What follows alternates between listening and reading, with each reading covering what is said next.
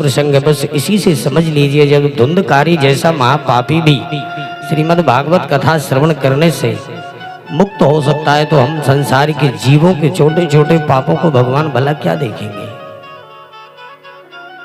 जब धुंधकारी के पापों को नहीं देख सके तो हम मानवों के क्या पाप देखेंगे।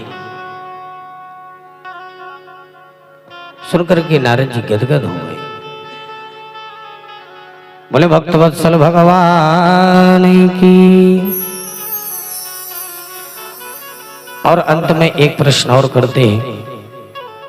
नारद जी कहते हैं प्रभु बस ये और बता दीजिए, कथा श्रवण करने की नियम क्या है। तो सनकादिकों ने सबसे पहले खर्चा ही बताया, क्योंकि हम लोग भी यही पंडित जी के पास जाते हैं। तो पंडित जी के पास जाते ही सबसे पहले एक ही बात पूछेंगे, महाराज कथा सुनने का तो बड़ा मन है, पर खर्च इसमें कितना आएगा। हमने तो 300 से भी ऊपर भागवत कर ली, और हमें तो जहाँ भी हम जाते हैं और जो भी लोग हमारे पास आते हैं पहले ही नंबर ये बात रखते हैं, महाराज जी कथा में खर्च कितना आएगा। बस ना जाने लोगों को खर्चे से क्या है, लोग खर्चे से बड़े डरते हैं। तो सनकादिकों ने भी सबसे पहले खर्चा ही बताया है। विवाहे यादृशं वित्तं तादृशं परिकल्पये। जैसे हम अपनी एक बेटी का विवाह बड़ी धूमधाम से करते हैं। अब बेटी के विवाह में यदि पूछा जाए बेटी के पिता से, तुम अपनी बेटी के विवाह में खर्च कितना करोगे, तो भला कोई बता सकता है। हर पिता अपनी बेटी का विवाह अपनी सामर्थ्य के अनुसार करता है। कोई 50,000 में, कोई 1 लाख में, कोई 5 लाख में, कोई 10 लाख में। जिस पिता की जैसी सामर्थ्य होगी उसी सामर्थ्य के अनुसार ही अपनी बेटी का विवाह करता है। उसी प्रकार श्रीमद् भागवत का भी बड़ी धूमधाम से खर्च करना चाहिए। दूसरी बात, हम अपनी बेटी के लिए सुंदर से सुंदर वर और बढ़िया से बढ़िया गुणवान और रूपवान देखते हैं। ऐसे ही जो भागवत प्रवक्ता हो, पंडित जी को भी देखो तो बड़ी प्रसन्न होना चाहिए, प्रशांत आत्मा। ऐसा नहीं कि 7 दिन भागवत ही मालूम चला विदाई की थे हम 2 जने लड़ा बेड़े पड़े। आजकल जो ज्यादा वो, इसके पहले अभी हम एक भागवत करके आए हटा में भागवत करके आए। वहाँ एक हमें पुराना प्रसंग सुनने को मिला। बोले महाराज जी आप जैसे पंडित जी तो आए ही नहीं आज तक इस 10-12 गांव में। हमने कहा क्यों? बोले गुरु जी यहाँ पर एक पंडित जी आए थे, वो 7 दिन कथा सुनाए, 8वें दिन दक्षिणा की जैसी बारी आई तो वो लड़ने लगे। बोले हमें तो इतना चाहिए। अब यजमान की उतनी सामर्थ्य है कि नहीं है? और बोले महाराज जी आपको तो जितना दिया उतना ही, आप उतने में ही प्रसन्न हो। तो ब्राह्मण को सदा प्रसन्न होना चाहिए, मिले तो भी खुश, ना मिले तो भी खुश। और ऐसा भी नहीं कि बणे के जैसा, एक सत्यनारायण की कथा में लिखा है ना, एक बणे का अभिमानी हंसता हुआ दंडी भगवान ने पूछा तेरी नाव में क्या है? उसे लगने लगा ऐसा ना हो कि हमारा धन ही ये लेने आए हो। तो उसने अभिमान से कह दिया है हमारी नाव में तो लता पत्र बड़े हैं। ब्राह्मणों से कभी, संतों से कभी झूठ नहीं बोलना चाहिए। जो दिया है, जितना दिया है, जितना है, बस अपनी सामर्थ्य के अनुसार ही कार्य करना चाहिए। तो जैसी हम अपनी एक बेटी के लिए सुंदर और गुणवान रूपवान वर देखते हैं, ऐसे ही ब्राह्मण को होना चाहिए। देखने में भी अच्छा हो, दिखने के साथ साथ गुणवान भी हो। ऐसा नहीं कि देखने में तो महाराज जी ठीक ठाक लग रहा है पर कथा भी ठीक ही ठाक है। पता चला कि 7 दिन कथा हो गई, महाराज ने बढ़िया सुंदर कथा सुनाई, समझ में कुछ नहीं आई। तो बढ़िया ब्राह्मण भी वैसा हो जो समझाने में निपुण हो। वेदों का उसको ज्ञान हो, क्योंकि ब्राह्मण वही हो कि अपने साथ साथ अपने यजमान का भी कल्याण कर दे। ऐसा सुंदर से सुंदर और गुणवान व्यास की खोज करनी चाहिए। 7 दिन तक अपनी सामर्थ्य के अनुसार ही नियम लेना चाहिए। पहला नियम तो यह कि 7 दिन तक निराहार रह करके कथा सुननी चाहिए। नारद जी ने तो हाथ जोड़ लिया, बोले महाराज 7 दिन निराहार, तब तो सुन ली कथा। बोले महाराज यदि निराहार से काम ना चल पाए तो बोले पयपानम, सिर्फ 7 दिन तक दूध ही पान करो। बोले महाराज आने वाले समय में तो दूध चाय में डालने के लिए नहीं मिलेगा, आप पीने की बात कर रहे हो। फिर बोले जब दूध से काम न चल सके तो घृतपानम, सिर्फ घी पीना। बोले महाराज आप बड़ी अनोखी बात किए जा रहे हो। अरे जब दूध नहीं होगा तो घी कहाँ से आएगा? रोटियों में चुपड़ने की तो सामर्थ्य नहीं लोगों के पास होगी, आप पीने की बात कर रहे हो घी। तो बोले महाराज जब घी से काम न चल सके तो फलाहारम, बढ़िया चकाचक फल फूल खाओ। बोले महाराज यदि फलाहार से भी काम न चल सके तो बोले फिर फलाहारम, बढ़िया खूब चकाचक पेट भर के खाओ, कोई परेशानी नहीं। पर भोजन कम उत्तम है जब कथा सुनने में बड़ा आनंद आवे। ऐसा नहीं कि बढ़िया पेट भर के भोजन करके आए और जैसे ही कथा हुई नहीं कि वहां बढ़िया खर्राटे बजने लगी। यहाँ कथा हो रही है, वहां बड़ी आराम से नींद आ रही है। हाँ। और क्या? और ऐसे ही अधिकांश लोग, हमें कोई मतलब नहीं कथा सुनने। महाराज जी सुनने वाले जो श्रोता होते हैं, यदि श्रोता है तो फिर वक्ता भी वक्ता है, और श्रोता यदि सोता तो वक्ता फिर वक्ता नहीं है, फिर वक्ता भक्ता है।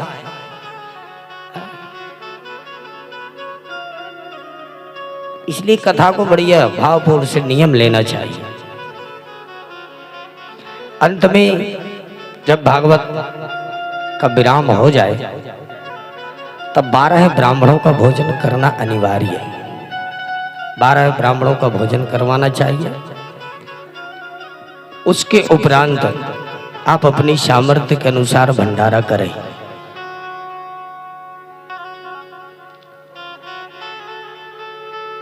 नित्य प्रति जब भागवत का समापन हो तब अपने भवन की ओर बढ़िया प्रभु का नाम स्मरण कीर्तन भजन उनका उच्चारण करते हुए ही जाना चाहिए। ऐसा नहीं कि हम लोग यहाँ कथा सुने और कथा सुन के प्रसाद लेकर के बाहर निकले कि मालूम चला अपने बच्चों को ही गाली देने लगे, किसी से लड़ाई हो गई। प्रभु के भजन का मतलब है सदा उनका, जहां भी भागवत कथा यज्ञ अनुष्ठान हो रहा हो वहां से यदि अपने घर के लिए प्रस्थान करो तो बढ़िया प्रभु का नाम उच्चारण करते हुए घर आना चाहिए।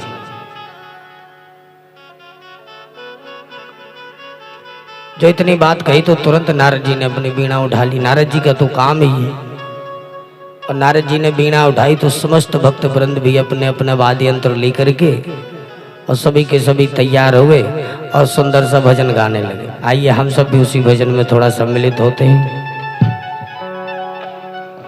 श्रीमन्नारायण नारायण हरे हरे, श्रीमन्नारायण नारायण हरे हरे, श्रीमन्नारायण नारायण हरे हरे, श्रीमन्नारायण नारायण हरे हरे।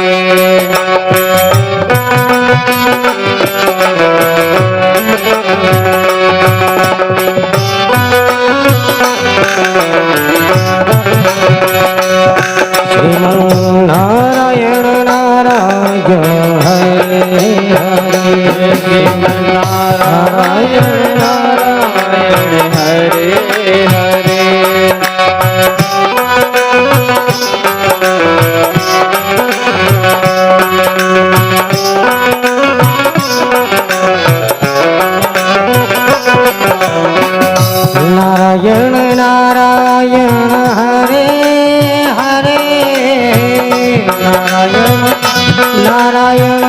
हरे हरे नारायण नारायण हरे हरे नारायण नारायण हरे हरे नारायण नारायण हरे नारायण नारायण हरे हरे हे नारायण नारायण हरे हरे श्रीमन्नारायण नारायण हरे हरे श्रीमन्नारायण नारायण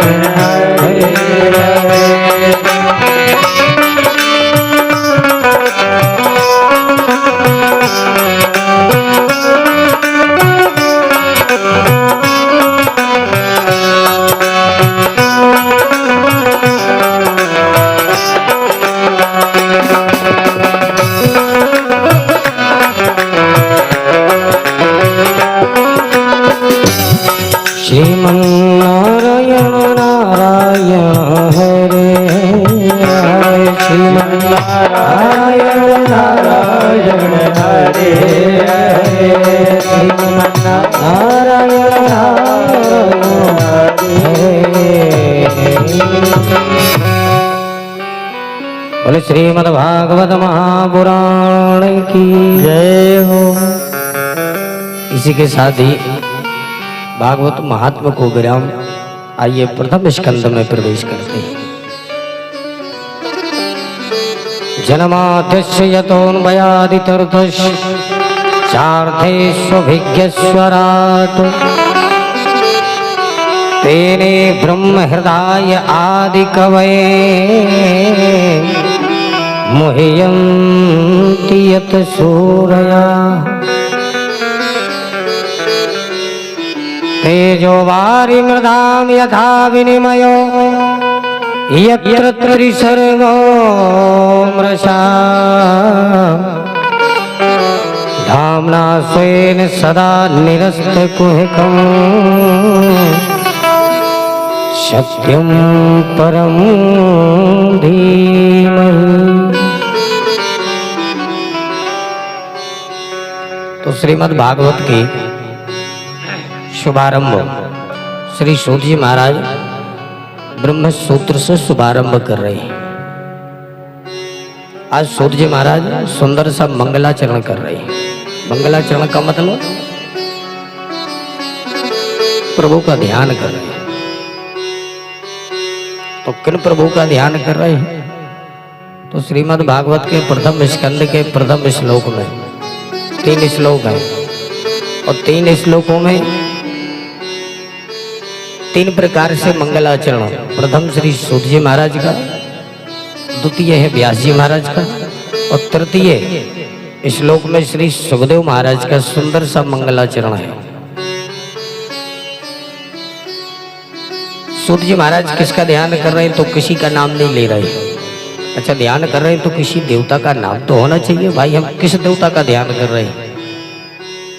तो स्पष्ट कर रहे हैं किम ध्येयम, हम किनका ध्यान कर रहे हैं? तो नाम नहीं ले रहे। जब नाम नहीं है किसका ध्यान, तो फिर कर किसका रहे हो? तो स्पष्ट कह रहे हैं कि हम किसका नाम ध्यान कर रहे हैं? सत्यम परम धीमहि। सत्य स्वरूप भगवान श्री हरि का ही हम ध्यान कर रहे हैं। बड़े बड़े विद्वानों ने इसके 108 अर्थ किए, इससे भी और अनेक है। सूत जी महाराज अपने इष्ट को ही, इष्ट कहते हैं अपने कुल देव को, अपने इष्ट को ही परम सत्य मान करके उनका ही ध्यान कर रहे हैं। तो सूत जी महाराज के इष्ट कौन है? श्री सुखदेव महाप्रभु।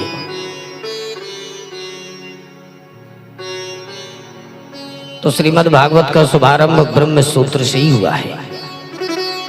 ब्रह्म सूत्र क्या है? निगम कल्प तरोर गलितम सुखमुखाद मृतद्रव संयुतम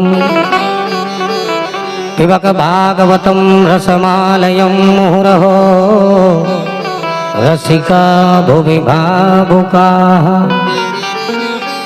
निगम कल्प तरोर गलितम मुखम। निगम कहते हैं वेदों को। वेद रूपी वृक्ष का ये पका हुआ फल श्रीमद् भागवत महापुराण।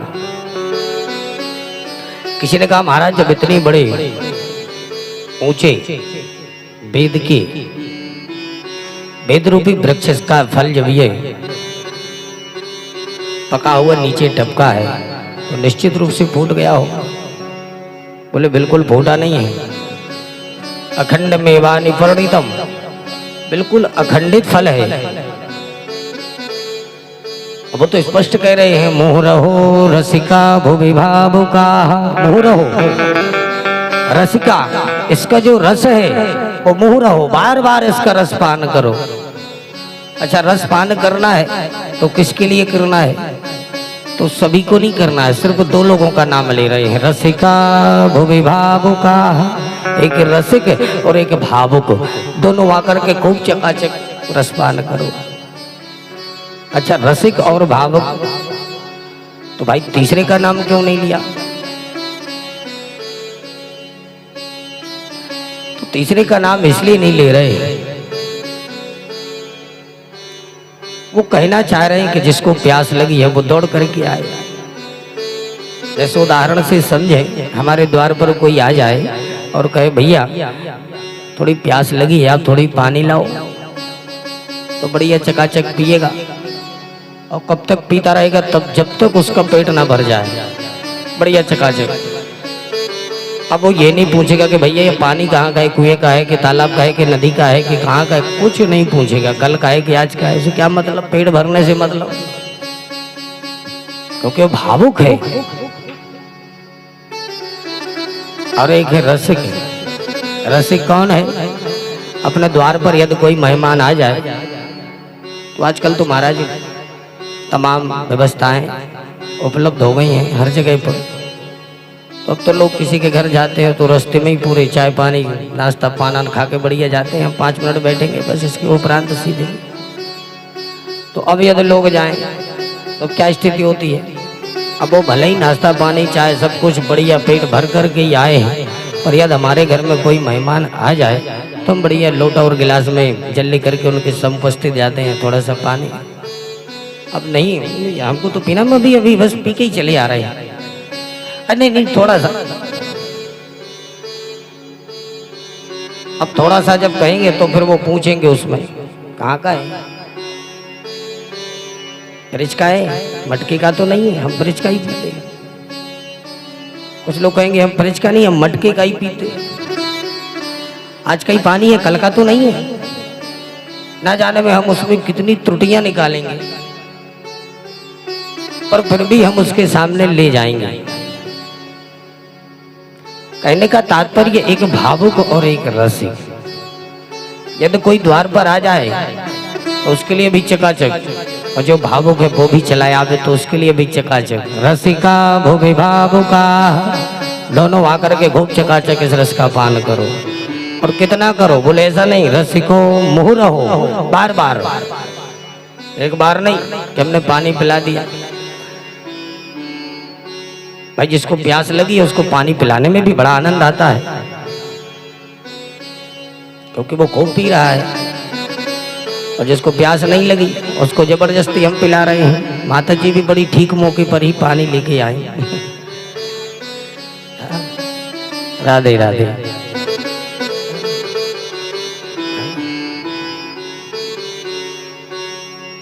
नहीं, हमारी थोड़ी प्रक्रिया ही अलग है पीने की।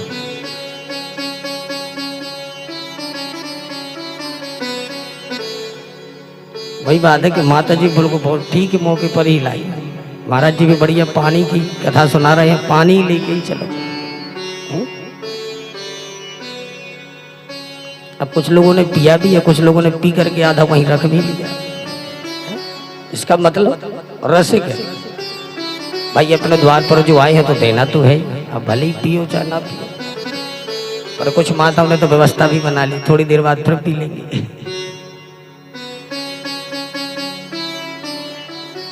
तो रसिका और भावुक इन दोनों के लिए ही उदाहरण से, जैसे हमने किसी को बुलाया तो वो भी आया, और यदि मालूम चला किसी को भैया ठाकुर साहब के यहाँ श्रीमद् भागवत कथा एक पंडित जी आए हैं करने के लिए, चलो थोड़ी सी हम भी सुने आवे। तो यदि कोई कथा सुनने आ जाए तो ठाकुर माधव सिंह ये थोड़ी कहेंगे भैया तुमको नहीं बुलाया, चलो भगो इतने से। हमने जिनको बुलाया बस उन्हीं की आवश्यकता है, तुम बिन बुलाए क्यों आ गए। तो यदि कोई बिन बुलाए भी आए तो उसके लिए भी, और जिसको बुलाया है वो तो बढ़िया बैठा ही है, और जो बिन बुलाए आए तो वो भी बढ़िया बैठ करके कथा सुनो। उसमें कोई ये नहीं कि भाई आपको नहीं है आपको है, ये तो सबके लिए बराबर भोजन मिल रहा है, बराबर रस, चाहे जितना। अब रस किसको कितना पान करना है, या तो बढ़िया शांति से बैठ करके पान करो या फिर सो जाओ। हाँ?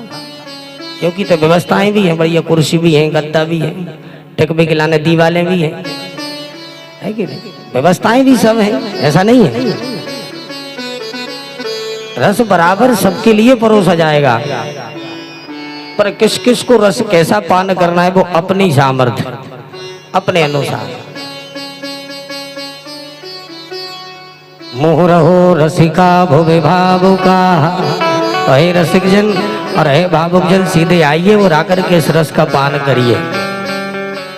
किसी ने कहा महाराज वेद रूपी वृक्ष का ये पका हुआ फल जब टपका है और इतने ऊंचे से टपका है तो निश्चित रूप से ये फूट गया होगा। बोले महाराज फूटा नहीं है। तो महाराज पिलपिला तो हो ही गया होगा। बोले नहीं, शिष्य प्रशिष्य परंपराया है, ये शिष्य प्रशिष्य शिष्यों के द्वारा धीरे धीरे कर करके आया है। कैसे आया महाराज? बोले भगवान श्री हरि के डाल से टपका तो ब्रह्मा जी की शाखा पर लटका, ब्रह्मा जी की शाखा से टपका तो नारद जी की शाखा पर लटका, नारद जी की शाखा से टपका तो व्यास जी की शाखा पर लटका, व्यास जी की शाखा से टपका तो सुख शाखा पर, और सुखदेव महामुनि ने राजा परीक्षित को निमित्त बना करके हम सबको ये रस पान करा दिया। बोले श्रीमद् भागवत महापुराण की जय हो।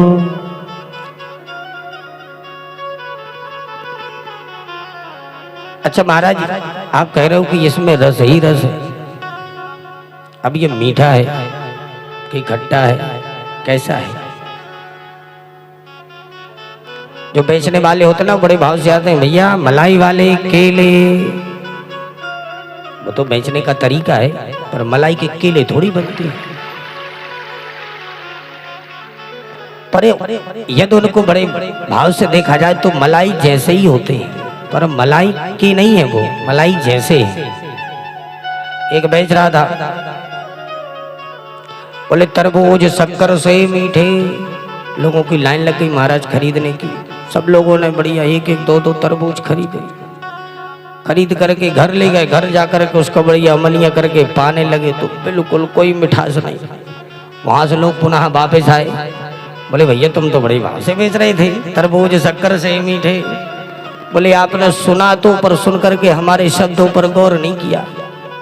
हम तो कह ही रहे थे तरबूज शक्कर से मीठे, आप तरबूज को बढ़िया अमलियां करके उसमें शक्कर डालो तब मीठे। तो बेचने का तरीका होता है।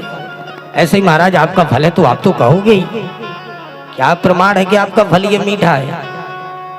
तो उसका भी ये गारंटी है। बोले महाराज निश्चित रूप से मीठा इसलिए है, सुख मुखाद मृत ध्रुव संयुतम। सुखदेव महामुनि अर्थात एक फलों का पारखी जो होता है पक्षी, उसका नाम है तोता। तोते रूपी पक्षी की श्रीमद् भागवत कथा रूपी फल में भी उसकी चोंच लग गई। और एक फल होता है ना, किसी भी फल में यदि तोते की चोंच लग जाए तो समझ लो गारंटी से वो महाराज मीठा निकलता है। ऐसा ही भागवत रूपी फल में भी सुखदेव महामुनि की चोंच लगी हुई है, इसलिए गारंटी से ये मीठा है। खूब चकाचक रस पान करो, इसमें छिलके की कुछ नहीं है और मीठे की गारंटी है। सुख मुखाद मृत द्रव संयुतम। सुखदेव महामुनि ने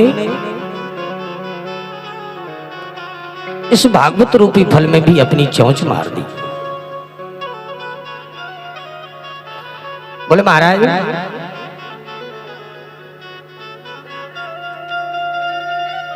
ये फल बार बार इस रस का पान करो क्योंकि ये मीठा है। आज सूत जी महाराज सुखदेव महामुनि का ध्यान करते हुए और संपूर्ण भागवत 6 प्रश्नों से बनी है। शौनक जी ने सूत जी महाराज से कुल 6 प्रश्न किए हैं और 6 प्रश्नों का जो उत्तर है वो हमारे श्री सूत जी महाराज ने शौनकादि ऋषियों को दिया है। 6 प्रश्न कौन से हैं? पहला प्रश्न शौनक जी कहते हैं महाराज ये बताइए प्राणी मात्र का कल्याण कैसे हो।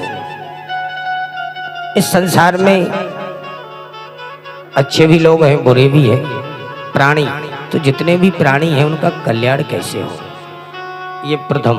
क्योंकि मंदासु मंदमतियो मंदभाग्रहुर्पद्युता 2 प्रकार के प्राणी होते हैं इस संसार में।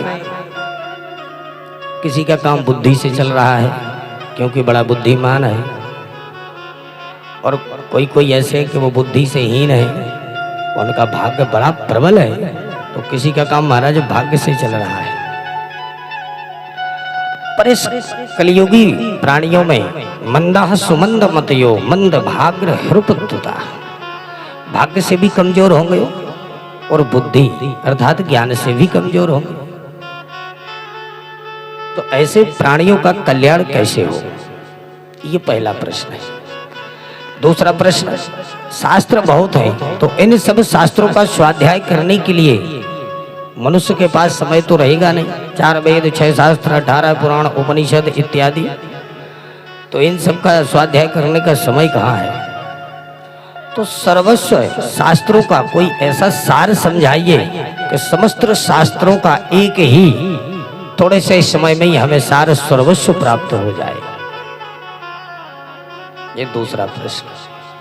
तीसरा प्रश्न भगवान यदि सर्वशक्तिमान है तो भगवान को इस धराधाम पर अवतार लेने की क्या आवश्यकता पड़ती है, और भगवान यदि इस धराधाम पर आते हैं तो क्यों आते हैं, किस लिए आते हैं, ये तीसरा प्रश्न। चौथा प्रश्न मानव मात्र का परम लक्ष्य क्या है, परम धर्म परम कर्तव्य क्या है जीव मात्र का। पांचवा प्रश्न यदि भगवान ने अवतार लिए तो भगवान ने कितने अवतार लिए, कहाँ कहाँ लिए, किन किन रूपों में लिए। और अंतिम 6वां प्रश्न करते हैं धर्मम कम शरणम गता।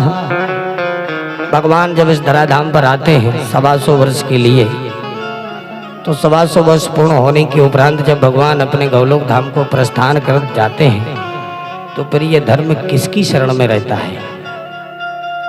ये 6 प्रश्न श्री शौनक जी महाराज ने किए, जिन 6 प्रश्नों का संपूर्ण भागवत में श्री सूत जी महाराज ने सुंदर सा उत्तर दिया है। अब सूत जी महाराज कहते हैं भैया सबसे पहले ऋषियों पहले हम अपना गुरुदेव का ध्यान कर लें। कथा प्रारंभ हो गई पर ध्यान नहीं किया, तो अब सूत जी महाराज ध्यान कर रहे हैं। यम प्रव्रजन्तमनुपेतमुपेत कृत्यम द्वैपायनो विरह कातरया जुहावा पुत्रेति तन्मयतया तर्वो भिनेदो तम सर्वभूत हृदयं मुनिमानतोस्मि। सूत जी महाराज के गुरु कौन है?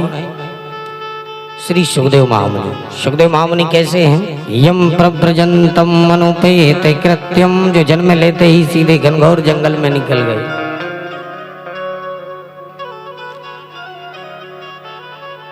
क्योंकि बोले महाराज क्या कह रहे हो आप, यम प्रव्रजन्तम,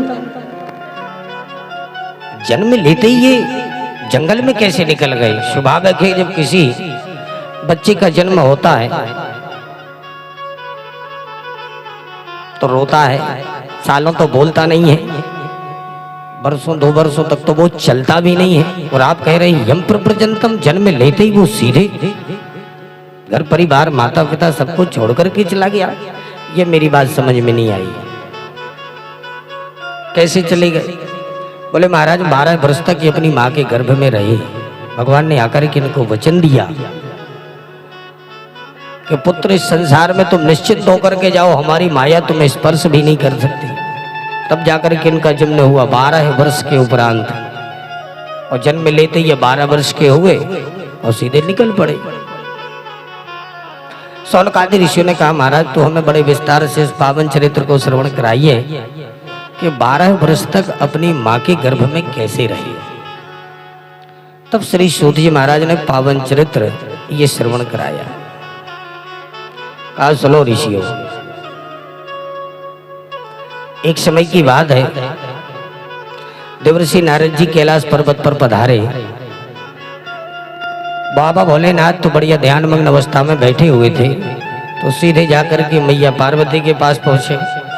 पार्वती के पास पहुंच करके माँ के चरणों में प्रणाम किया। माँ ने देखा नारद जी आए हैं, पुत्र कैसे आना हुआ, कहाँ से आए हो? सारी कथा सुनाई। अरे मैया आप तो जानती हो अपने बालक के लिए इधर से उधर घूमता हुआ, अपने राम जी कहीं रोक सकते नहीं, इसलिए आज मन में सोचा चलो माता जी के पास चलते हैं। क्या बताएं माता जी, सारे संसार में मैंने ना जाने कहाँ कहाँ भ्रमण किया, पर अपने राम जी को कहीं शांति नहीं मिलती। जहाँ भी जाओ वहाँ अशांति अशांति, ना जाने क्या क्या है। देख करके मेरा तो माथा चकरा गया। इसलिए माता जी हम तो आपके पास आए हैं कि चलो आपके पास बैठेंगे, थोड़ी शांति तो मिलेगी। संसार में मुझे कहीं प्रेम देखने को मिल ही नहीं रहा है। तो ये नारद जी ने कहा तो पार्वती ने कहा सुनो नारद, मेरे यहाँ आकर ये दुनिया की बातें मत किया करो, मेरे यहाँ देख लो। सारे संसार की तो हम नहीं कहते, पर हमारे घर में देख लो प्रेम की यदि बात आए तो हमारे घर में तो एक दूसरे के शत्रु है, पर प्रेम देख लो, प्रेम का तो कोई ठिकाना ही नहीं है। अब हमारे ही देख लो, हमारा जो वाहन है वो क्या है? सिंह है। हमारे भोले बाबा का वाहन क्या है? बैल है। अब बताओ बैल भी और सिंह दोनों एक जगह बंधे हुए हैं, दोनों एक जगह बंधे बंधे बढ़िया अपना कार्य कर रहे हैं। और देखिए हमारे भोले बाबा स्वामी के गले में भुजगेंद्रहारम, काले काले सर्प पड़े हुए हैं बड़े विषैले। और हमारा एक पुत्र है गणेश, जिसका वाहन चूहा। अब चूहा यदि सर्प को दिख जाए तो जीभ लप लप लाने लगता है कि हमारा भोजन मिल गया। और एक हमारा पुत्र है कार्तिकेय, जिसका वाहन मोर। यदि मोर के लिए सर्प दिख जाए तो गप से चोंच में लेकर के चला जाता है। अब देखिए यहाँ पर चूहे भी डोल रहे हैं, सर्प भी डोल रहे हैं, मोर भी बढ़िया यहीं पर किलोल कर रहे हैं। आप भला हमारे घर में आकर के ये कह सकते हैं कि हमें दुनिया में प्रेम नहीं दिखाई दे रहा है? हमारे घर में देख लो एक दूसरे के शत्रु, और फिर भी बढ़िया प्रेम बराबर इनका बरस रहा है। कैसे कह सकते हो? अब नारद जी को मन में लगने लगा कि माता जी कुछ ज्यादा ही तारीफ कर रही हैं अपने घर की।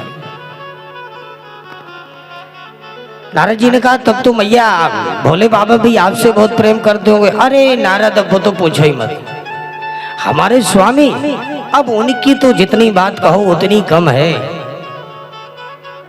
वो तो हमसे इतना प्रेम करते हैं, इतना प्रेम करते हैं कि भजन करते समय यदि किसी भगवान की जिस अवस्था में जिस रूप का दर्शन करें तो वो वहां से आकर के मुझे बता देते हैं कि देवी जी आज तो मैंने प्रभु का इस रूप का दर्शन किया है। जितना भजन करते हैं वो मुझे आकर के बता देते हैं देवी आज तो मैंने इतना भजन किया है। मेरे भोले बाबा तो ऐसे बिल्कुल भोले भाले हैं, बिल्कुल सीधे सच्चे। आज तक उन्होंने हमसे कोई भी बात नहीं छुपाई। वो तो हमसे इतना प्रेम करते हैं नारद के पूछो ही मत। अब तो नारद जी को लगने लगा माता जी कुछ ज्यादा ही तारीफ कर रही है, और हमारे होते हुए तारीफ तो फिर हम नारद ही झूठे। नारद जी ने तुरंत, अब मैया ये सब दिखावे का प्रेम है। अरे जब आपके स्वामी जब आपसे इतना प्रेम करते हैं तो आपको तो सब बता ही देते हैं, तो एक बात तो बताई दी होगी कि जो ये गले में मुन्नों की माला ही ये किसकी है। अब पार्वती मैया की खोपड़ी घूमी, अरे नारद जी ये तो कभी बताया ही नहीं। बस माता जी हो गया ना प्रेम, इसलिए मैं कह रहा था मैया ये सब दिखावे का प्रेम है, कहीं कुछ नहीं है। यदि आपसे इतना प्रेम करते होते तो आपको सब नहीं बता देते, भला ये क्यों नहीं बताया। सुनते ही बिल्कुल समझ लो सकल पर 12 बज गए हो। जो 12 बजे नहीं, पार्वती जी के मुखार बिन पर नारद जी ने देखा, नारद जी समझ गए काम बन गया, खिसक लो, यार रुकने से कोई फायदा नहीं। ठीक है मैया जी, अब मैं पुनः, अब तो चलता हूँ, अब अपने राम जी को तो आप जानते हैं सांप लगा हुआ है, 2 घड़ी से ज्यादा टिकने वाले नहीं। फिर पुनः कभी आऊंगा तो आपके पास बैठ करके बड़ा खूब सत्संग करेंगे। और चरणों में प्रणाम करके नारद जी चल दिए। जो नारद जी यहाँ से चले तब तक वहां पर समाधि, नेत्र खोले बम भोले, और जो बम भोले तो भोले ने भी नेत्र खोले, और जो खोले नेत्र नारद जी पर नजर पड़ गई। नारद जी को देखा, नारद जी ने चोरी से देख तो लिया, पर नारद जी को लगने लगा कि अभी यहाँ ना किसको, सीधे चलो। पर भोले बाबा ने कहा, अरे नारद जी कहाँ भागे जा रहे हो, अरे आइए आइए आइए। जो भोले बाबा ने आवाज लगाई सो नारद जी बोले, प्रभु अब अपने दास को क्षमा करिए, अब आप तो जानते हैं बड़ी देर से पहले आया था, माता जी के पास बैठ करके खूब सत्संग किया है। अब मैं कभी पुनः आऊंगा तो निश्चित रूप से माता जी के पास नहीं, आपके पास बैठ करके मैं सत्संग करूंगा, पर अभी अपने राम को चलने दो। और तुरंत चरणों में प्रणाम करके नारद जी खिसक लिए। भोले बाबा वहां से आए और जब श्रीमती जी के लिए देखा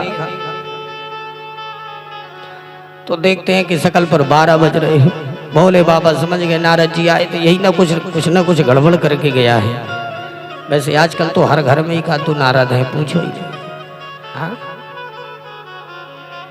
यदि किसी के घर में लड़ाई ना होती हो तो बच्चे ही अपने मम्मी पापा की लड़ाई करवा देते हैं। हाँ? अब तो ऐसे हर घर में हो गए। और वैसे अब बच्चों की तो आवश्यकता है नहीं लड़ाई करवाने की। पहली बात तो वो दोनों ही इतने मजबूत होते हैं कि 2-4 दिन में यदि उनके बाक युद्ध ना हो जाए तब तक महाराज भोजन ही हजम नहीं होता है दोनों को। हाँ? कहाँ थे, क्या करते रहे। अच्छा, लोगों के पास भी कोई 2 ही शब्द हैं। यदि देवियों ने पूछा कहाँ थे, यहीं थे। अब ना जाने वो यही कहाँ तक है। हाँ, मालूम चला कि वो पूरे जबलपुर का चक्कर लगा के आ जाएंगे, पर पूछेंगे घर वाले तो पर यही थे ये।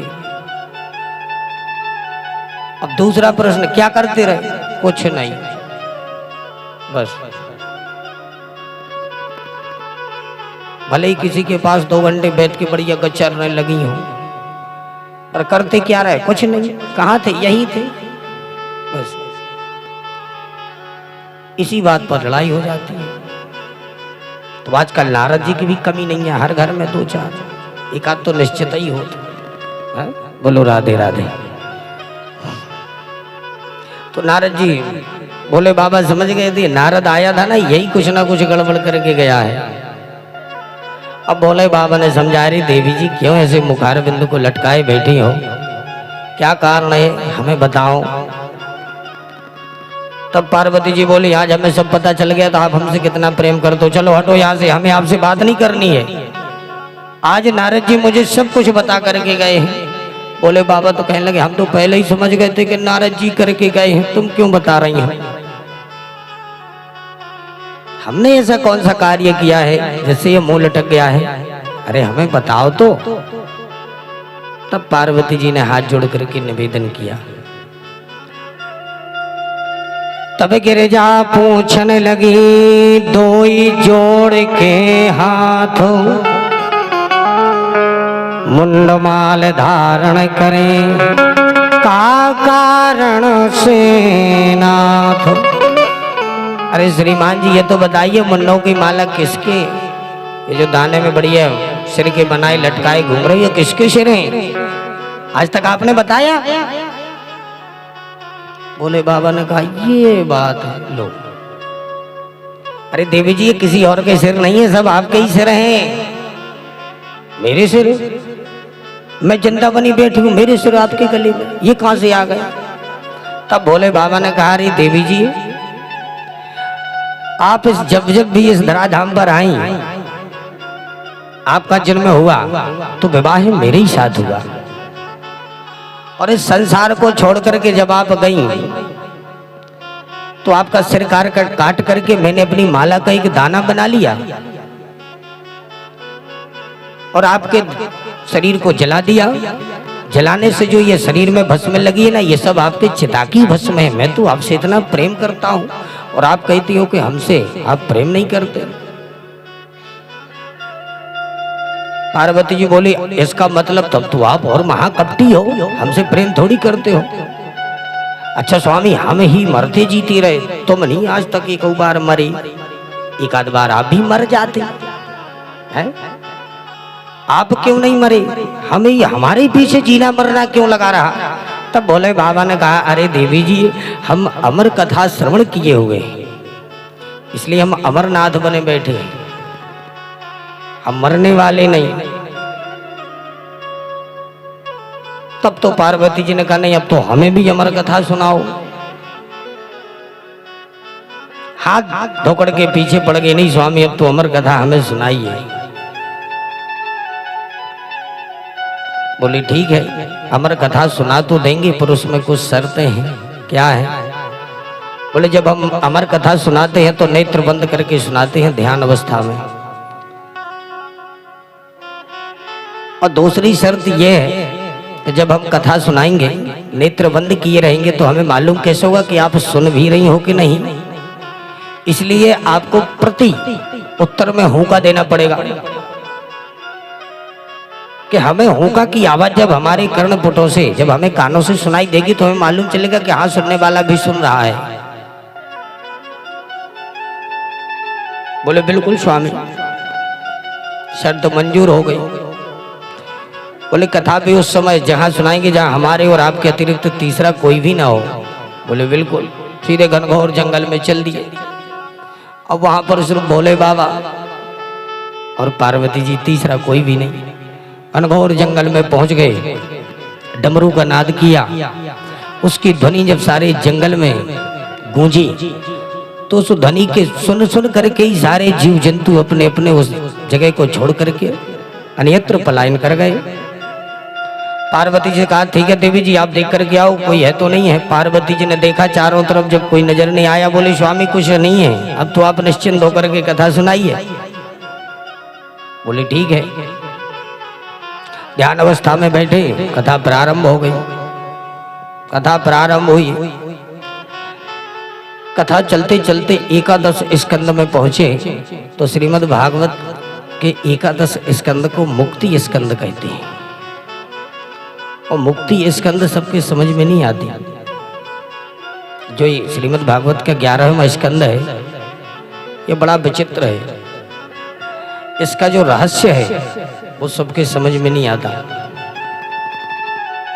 बड़े सावधान होकर के ध्यान पूर्वक से जब सुनो तब समझ में आता है। तो जैसे ही एकादश स्कंद में प्रवेश हो गए और मुक्ति का जब साधन बताने लगे, उसी समय पार्वती जी को नींद आने लगी। और जो नींद आने लगी तो उसी बरगद में एक घोंसला था, उसी में अंडा था तोते का। अंडा तो माँ ने पहले ही देख लिया था, पर माँ लगने लगा कि अंडा कहाँ जाए, और कथा में इसका कोई रोल भी तो नहीं है, कर भी क्या सकता है। उस पर कोई विचार ही नहीं किया। पर अमर कथा के प्रभाव से वो सनय सनय अंडा में नन्हा सा सुख आ गया। प्रभु की कृपा से वो बढ़िया हष्ट पुष्ट होता हुआ जन्म भी हो गया। उसी का पान करते करते बढ़िया तंदुरुस्त होता बड़ा भी हो गया। और पक्षियों में एक तोता ही ऐसा पारखी होता है कि जैसे ही उसको पढ़ाओ वो वैसे ही पढ़ जाता है। उसने देखा कि मैया तो बढ़िया होका दे रही है तो सो गई, और भोले बाबा कथा सुना रहे हैं। यदि हमने होका ना दिया तो निश्चित रूप से ये कथा भी यहीं पर स्थगित हो जाएगी। तो तुरंत ही वही माता मैया की शैली में ही उसने हुक्का देना प्रारंभ कर दिया। और जो हुक्का चलता रहा तो भोले बाबा की भी कथा चलती रही। जैसे ही कथा 12 स्कंद पूर्ण हुए नहीं और बड़ी जोर से जयकारा लगाया, बोले श्रीमद् भागवत महापुराण की। और जो जयकारा लगाया तो झटपटा करके नेत्र खोले। बोले स्वामी हो गई कथा? बोले हो तो गई अमर कथा। बोले फिर स्वामी वो राजा कैसे उनका कल्याण हुआ? बोले क्या कह रही हो, कैसे कल्याण हुआ, इसका मतलब? बोले स्वामी अब मैं क्या बताऊं, मुझे नींद आ गई थी ना, इसलिए मैं सुन नहीं पाई। आधी कथा तो सुनी पर मुझे नींद आ गई। बोले बाबा ने कहा नींद आ गई? क्या कह रही हो देवी, हमारे पास प्रति उत्तर निश्चित रूप से आता रहा और आपको नींद आती रही, इसका मतलब हमारे और तुम्हारे अतिरिक्त भी कोई तीसरा सुन रहा है। तुरंत बोले बाबा ने डमरू उठाई, डमरू बजाई, और जो डमरू बजाई नहीं और जैसे ही तोते के कान में पड़ी तो तोते ने भी प्राण बचा के भागना प्रारंभ किया। और जो प्राण बचा के भागना प्रारंभ किया, नजर भोले बाबा की पड़ी तोते पर तो पीछे से त्रिशूल छोड़ दिया। अब आगे तोता, पीछे त्रिशूल। तीनों लोकों में चक्कर लगाए, भ्रमण करते करते तोता तो थक गया। तीन लोक में तोता भागो को न ओखो बिलमावे। शिव जी ने त्रिशूल छोड़ दियो तोता खा पछयावे। आगे तोता महाराज, पीछे त्रिशूल। तोता पीछे मुड़ के देखे तो त्रिशूल। तोता ने कहा आज बचने वाले नहीं, आज गारंटी खत्म। देखते कि आगे चल करके ऋषि पत्नी अथवा व्यास पत्नी, व्यास जी की पत्नी ऋतुदान से निवृत्त होकर के छाजे पर बैठ करके अपने केसों को सुखा रही थी। केसों को सुखाई रही थी कि उसी समय जमुआई आई। जमुआई जब आती है तो मुंह खुल जाता है, इतना विशाल। जैसे ही मुंह खुला और जब खुले हुए मुख के द्वार को देखा तो देखते ही बड़े द्रवीभूत हुए। बोले हे प्रभु, बस ऐसा तो अब कहीं पर मिलने वाला है नहीं, इससे अच्छी छुपने की जगह। तो तुरंत ही तोता ने मुख द्वार से सीधे उधर में प्रविष्ट हो जाते हैं। जैसे ही प्रविष्ट हुए तो त्रिशूल वहीं पर स्थगित हुआ। जो त्रिशूल रोका तो भोले बाबा भी दौड़े भागे वहीं पर प्रकट हुए। जो भोले बाबा प्रकट हुए तो व्यास जी ने देखा भोले बाबा, तुरंत आकर के भोले बाबा के चरणों में प्रणाम किया। बोले धन्य भाग प्रभु, हमारे बिन बुलाए भोलेनाथ दास की कुटिया में पधारे, कैसे प्रभु आना हुआ? बोले आपके घर में हमारा शत्रु है। शत्रु है महाराज? ये कहाँ आ गया शत्रु? बोले आपके घर में नहीं, आपकी पत्नी के पेट में। सुनते ही व्यास जी घबरा गए। बोले महाराज क्षमा करना, मुझे तो लगता है कहूँ भांग ज्यादा तो नहीं आज हो गई। हमारी पत्नी के पेट में आपका शत्रु? कैसे महाराज ये शत्रु? बोले उसने चोरी की है, मैं उसको छोड़ने वाला नहीं। बोले महाराज चोरी? अब तो निश्चित रूप से लग रहा है महाराज आप कुछ ज्यादा ही भांग लेके आया। रहने के लाने झोपड़ी नहीं है। अब जब झोपड़ी नहीं है तो खजाना कहाँ होगा? तो महाराज भला इसने काय की चोरी की है? आपके आभूषणों की। आपके आभूषण भी ऐसे खतरनाक है कि लोग देख के ही डर जाते हैं। भज गए इंद्रहारम, सांप तो तैया बिच्छू ये लटके हुए हैं सारे शरीर में, तो भला चोरी काय की लोग करेंगे? वो आप कह रहे हो ये चोर है? अरे बोले ऐसा वैसा चोर नहीं, बड़ा वज्र का चोर है। देखो ना ये हमारी अमर कथा की चोरी करके भागा, इसलिए मैं इसको छोड़ने वाला नहीं।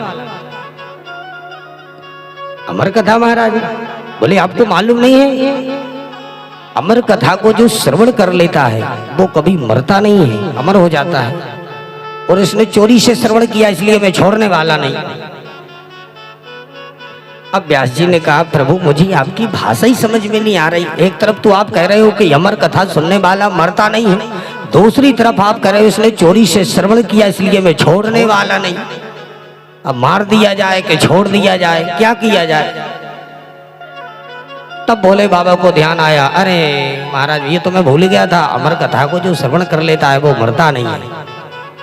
चलो जोई राम सोई राम। और सीधे वहां से भोले बाबा भी अपने पुनः कैलाश पर्वत के लिए प्रस्थान किए।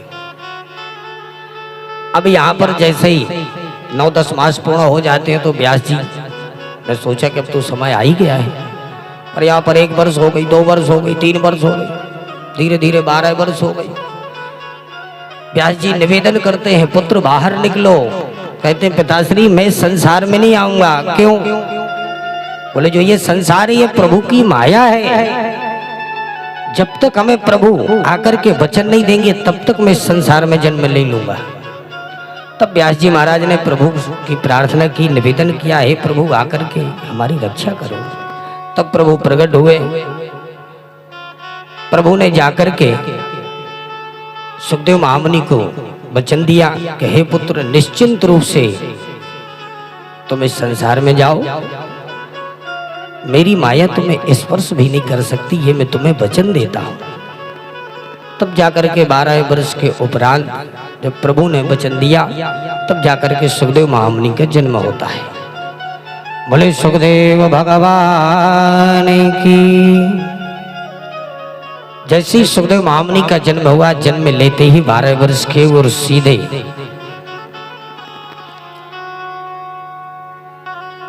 तपस्या करने हेतु वन में निकल पड़े। पीछे पीछे पिताजी बुलाते जा रहे हैं, पुत्र कहाँ जा रहे हो? कहा पिताजी ये संसार है, संसार में न तुम मेरे पिता हो न मैं तुम्हारा पुत्र हूं। ये जो संसार है ये सब मतलबी है, ये सब स्वार्थी है, ना हम तुम्हारे हैं ना तुम हमारे हो। मुड़ करके भी नहीं देखा। ऐसे माया मुक्त श्री सुखदेव महामुनि, जिनके पिताश्री आज बुला रहे हैं रे पुत्रों, लेकिन मुड़ करके भी नहीं देखा। ऐसे माया मुक्त महात्मा श्री सुखदेव महामुनि, और ऐसे सुखदेव महामुनि के चरणों में हम सब मिलकर के बारंबार प्रणाम करते हैं। बोले श्री सुखदेव भगवान की जय हो। अब सुंदर सी सौनक जी कहते हैं महाराज ये तो निश्चित है कि सुखदेव महामुनि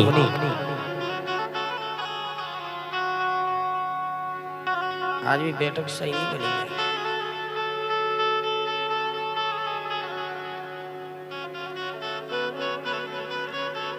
व्यास जी महाराज ने श्री सुखदेव महामुनि के लिए 7 दिन तक कथा, अर्थात वो परमहंस थे तो परमहंस मान करके संपूर्ण करा दी श्रीमद् भागवत संगीता।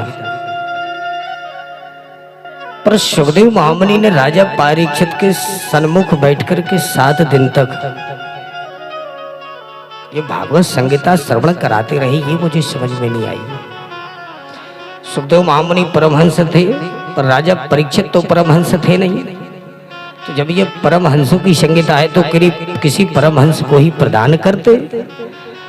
तो सुखदेव महामुनि के लिए राजा परीक्षित में ऐसी कौन सी पात्रता नजर आई जिससे सुखदेव महामुनि राजा परीक्षित के सन्मुख बैठकर के 7 दिन तक कथा सुनाते रहे। तब श्री सूत जी महाराज राजा परीक्षित का भी पावन चरित्र श्रवण कराते हैं। कहते हैं सुनो ऋषि। यदा मृधे कौरव संजयानां वीरेशथो वीरगतिं गतेषु ब्रकोदरा विद्गधा विमर्शा भगनो रुदन्ने धृतराष्ट्रपुत्र।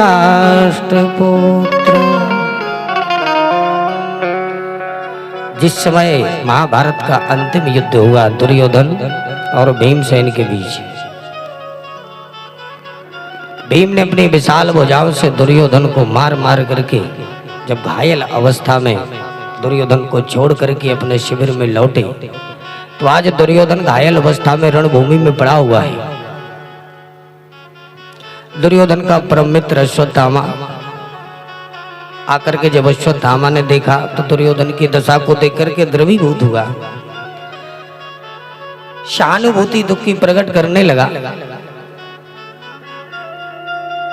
तब दुर्योधन ने कहा अब जो होना था तो हो गया, पर तुम हमारे लिए क्या कर सकते हो ये बताओ। महाराज सबसे बड़ा दुख मुझे ये है कि शत्रु माच पात्र थे 5, उनमें से एक भी नहीं मरा, और हम 100 भाई थे, 100 में से आज एक भी नहीं बचा। 5 शत्रुओं में से यदि एक भी इस संसार को छोड़ करके चला गया होता तो मन को थोड़ी शांति तो मिलती। अश्वत्थामा सब समझ गया, कहने लगा मित्र मैं तुम्हारी परिस्थिति को समझ गया, तुम क्या चाहते हो अभी देखो। तुरंत ही रात्रि में उसने योजना बनाई, और योजना बनाते ही बजे की रात्रि थी तो भगवान भी समस्त अपने पांडवों को लेकर के कहा सुनो पांडवों, ये हमारी बजे की रात्रि है, चलो चल करके शिविर से कहीं दूर बढ़िया पिकनिक पार्टी मनाएंगे। तो भगवान समस्त पांडवों को पिकनिक पार्टी के बहाने शिविर से बाहर घुमाने ले गए। पर उसी शिविर में पांडवों की सैया पर 5 पांडवों से जो 5 पुत्र थे उत्पन्न, वो 5 पुत्र ही महारथी महाबली एक से एक थे। तो उसी सैया पर 5 पांडव पुत्र बढ़िया विश्राम कर रहे थे और बिल्कुल पांडवों की तरह दिखते थे। अश्वत्थामा ने रात्रि में योजना बनाई, तो रात्रि में अंधेरे में शिविर में घुस करके और 5 ही पांडव पुत्रों को पांडव समझ करके सोते हुए पुत्रों का सिर काट करके और सीधे लाया और दुर्योधन के सामने रख दिया। दुर्योधन ने जब 5 दूर से सिर देखे तो देख करके बड़ा प्रसन्न हुआ, और जब पास में आए बड़ी गौर से देखा तो देखते ही बड़ा दुखित हुआ। कहा अश्वत्थामा हमारा बैर 5 पांडव पुत्रों से नहीं था, पांडवों से था। इनको मार करके तो अब तूने हमारे वंश में कोई पानी देने के लिए भी नहीं छोड़ा।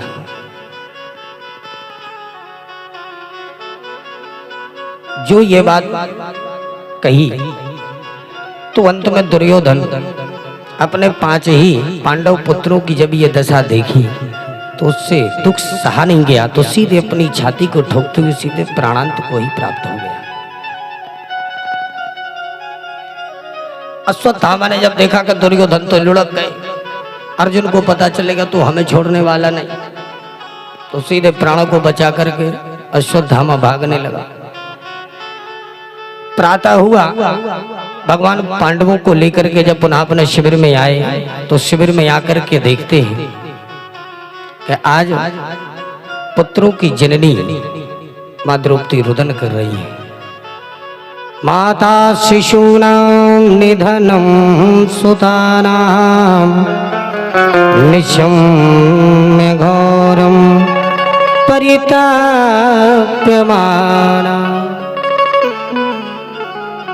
आज माता द्रौपदी रुदन कर रही है, रोती हुई। जब द्रौपदी को देखा तो देखते ही अर्जुन क्रोध में भर गए। बोले देवी आपके आंखों से ये आंसू अच्छे नहीं लगते, आप छत्राणी हो, वीर पुत्रों की जननी हो, आपको रोते देख करके मुझे अच्छा नहीं लग रहा है। मैं तुम्हें वचन देता हूं, गांडी उठा करके शपथ ली, हे देवी रोइए मत। जिस हत्यारे ने भी तुम्हारे पुत्रों का वध किया होगा उस हत्यारे को बांध करके तुम्हारे सामने ला करके उसको प्राण दंड दूंगा। आप छत्राणी हो, आपको रोना उचित नहीं। तुरंत ही अर्जुन ने द्वारकानाथ से कहा रथ पर बैठे और सीधे खोज करने निकल पड़े।